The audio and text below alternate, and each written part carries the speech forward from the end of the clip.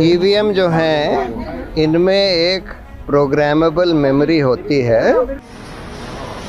इनको मैनिपुलेट किया जा सकता है अगर आप कोई उसमें मैलिशियस प्रोग्राम डाल दें। वीवीपैट में भी काला शीशा लगा दिया गया था, तो इस वजह से हम लोग ये कह रहे थे कि या तो उसका ट्रांसपेरेंट शीशा करिए। आज उच्च न्यायालय ने, सुप्रीम कोर्ट ने साफ साफ कह दिया है कि बैलेट पेपर वाला पुराना दौर वापस लौट करके नहीं आएगा। नमस्कार, मैं राणा यशवंत आपका स्वागत करता हूं। ईवीएम को लेकर के सवाल लगातार होते रहे हैं। जब भी चुनाव होते हैं या चुनाव नतीजे आते हैं तो हारने वाला दल ईवीएम को लेकर के सवाल करता है और एक लंबा सिलसिला हो गया है।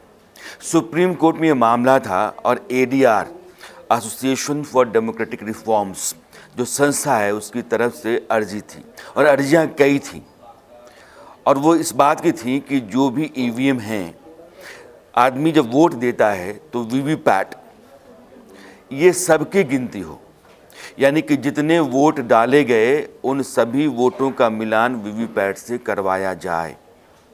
चुनाव आयोग इस पर अपनी बात कोर्ट में रख रहा था और एडीआर की तरफ से अपनी दलीलें दी जा रही थी, कारण बताए जा रहे थे कि क्यों किया जाना चाहिए। कोर्ट जो दो जजों की बेंच थी, जस्टिस संजीव खन्ना और जस्टिस दीपांकर दत्ता, इन दोनों ने चुनाव आयोग से ईवीएम का पूरा प्रोसेस समझा कि आप मशीन को लॉक कैसे करते हैं, वोट सिक्योर्ड कितना है, उसके बाद उसकी सेफ्टी कितनी है, और सब कुछ समझने के बाद कोर्ट ने कहा कि नहीं, इस बात की कोई ज़रूरत नहीं है कि सारी की सारी वीवीपैट का मिलान वोट से कराया जाए। सुप्रीम कोर्ट ने अभी 1-2 घंटे पहले ही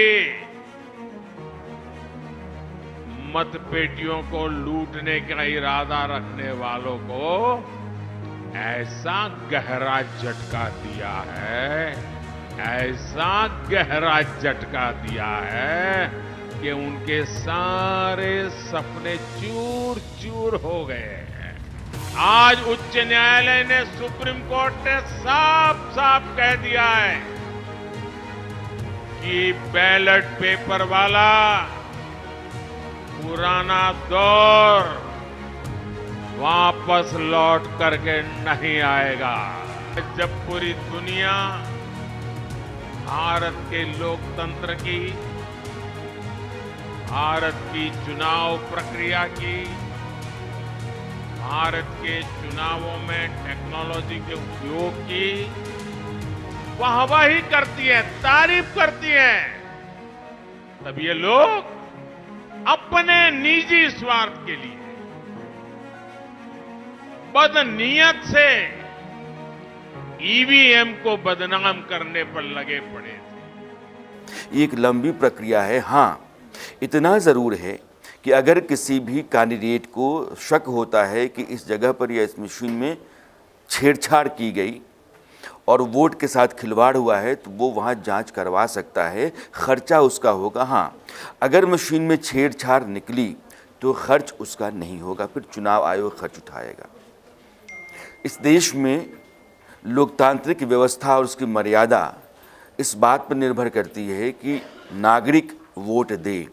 वोट देने का उसका बुनियादी अधिकार है। उसको यह भी देखना चाहिए कि वोट किसको दे रहा है।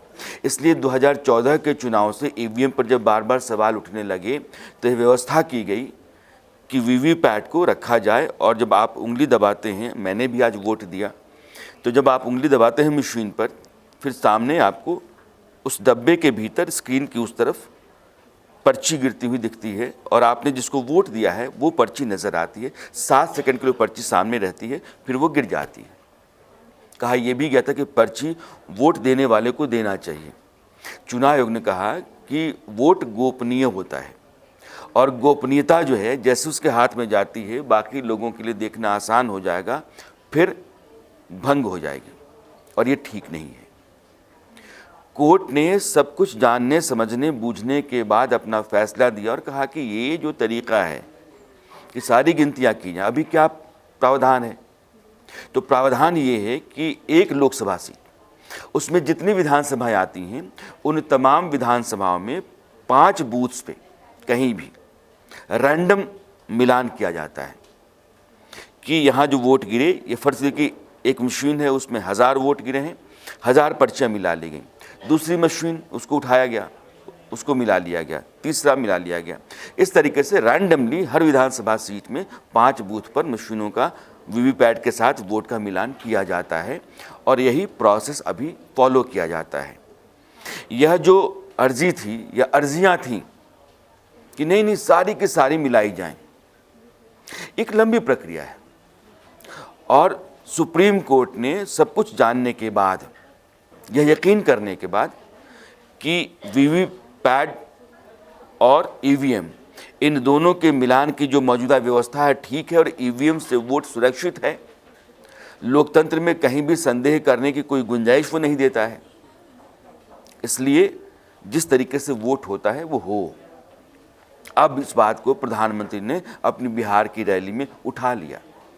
जैसे ही सुप्रीम कोर्ट ने यहाँ फैसला दिया, वैसे ही बिहार में वो रैली कर रहे थे। उन्होंने कहा कि देखिए, वैसे लोग जो मत पेटियों के जरिए, बैलेट के जरिए वोट करवाना चाहते थे, जो ईवीएम को रद्द करवाना चाहते हैं, आज सुप्रीम कोर्ट ने उनके मुंह पर तमाचा जड़ा है।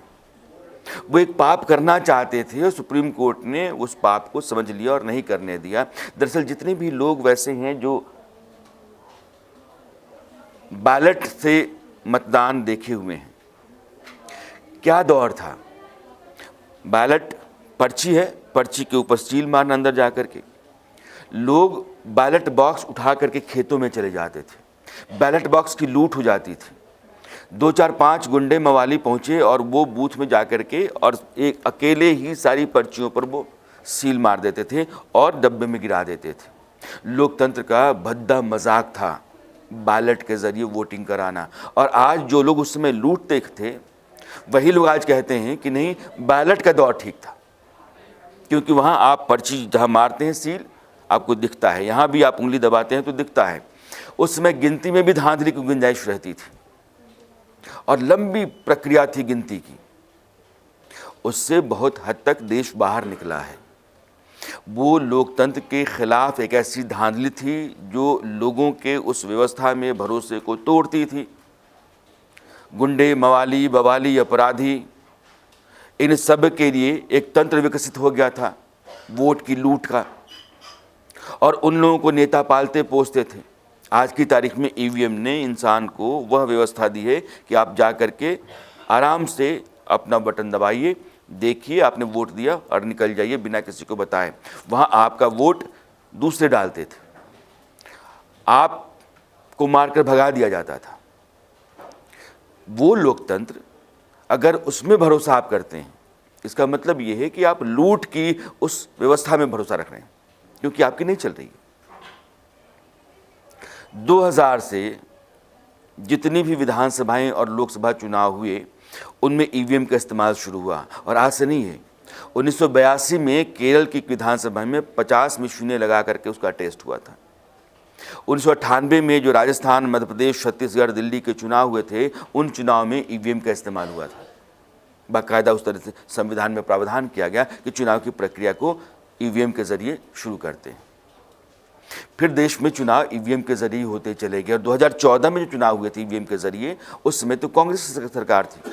फिर नरेंद्र मोदी को प्रचंड बहुमत कैसे मिला?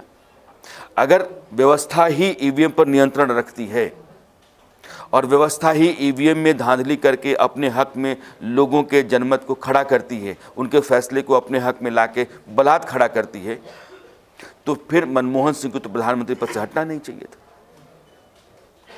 जो सरकार है, उस सरकार का दोबारा सत्ता में लौटना ईवीएम के जरिए बड़ा आसान हो जाएगा। फिर क्यों सरकार चली गई मनमोहन सिंह, क्यों नरेंद्र मोदी आ गए? बाकी राज्यों में सरकारें बदलती रहती हैं, उनका कारण क्या है? हिमाचल में कर्नाटक में हिमाचल में कांग्रेस जीती, तेलंगाना में भी कांग्रेस जीती है, बाकी राज्यों में बीजेपी जीती है। इसलिए जो आसान, सुलभ, सुरक्षित और बेहतर नतीजा देने वाला इंतज़ाम है, उस पर सवाल खड़ा करके एक ऐसी व्यवस्था को आप लाने के लिए कहते हैं, बहाल करने के लिए कहते हैं, जो कुछ थी ही नहीं, वो सिर्फ वोट की लूट थी और जिनके पास ताकत थी उनकी तूती बोलती थी उस व्यवस्था में। इसलिए सुप्रीम कोर्ट ने सब कुछ जान गया के बाद, सब कुछ सुनने के बाद, सारी दलीलें देखने के बाद, समझने के बाद इस नतीजे पर पहुंचा कि ईवीएम सुरक्षित रास्ता है लोकतंत्र में नागरिक को अपने वोट के अधिकार का इस्तेमाल करने का। और वीवीपैट हर वोट के लिए मिलान करवाना कोई ज़रूरी नहीं है। जो रैंडम तरीके से अभी मिलान होता है चेक करने के लिए कि मतदान ठीक हुआ है, वह ठीक है। और जो पुरानी व्यवस्था बैलेट की है, कहीं से भी उसको स्वीकार नहीं किया जा सकता है। इसलिए सुप्रीम कोर्ट का यह फैसला अब एक लंबे समय तक राजनीतिक दलों की तरफ से ईवीएम को लेकर के उठाए जाने वाले सवालों को ख़त्म कर दिया है।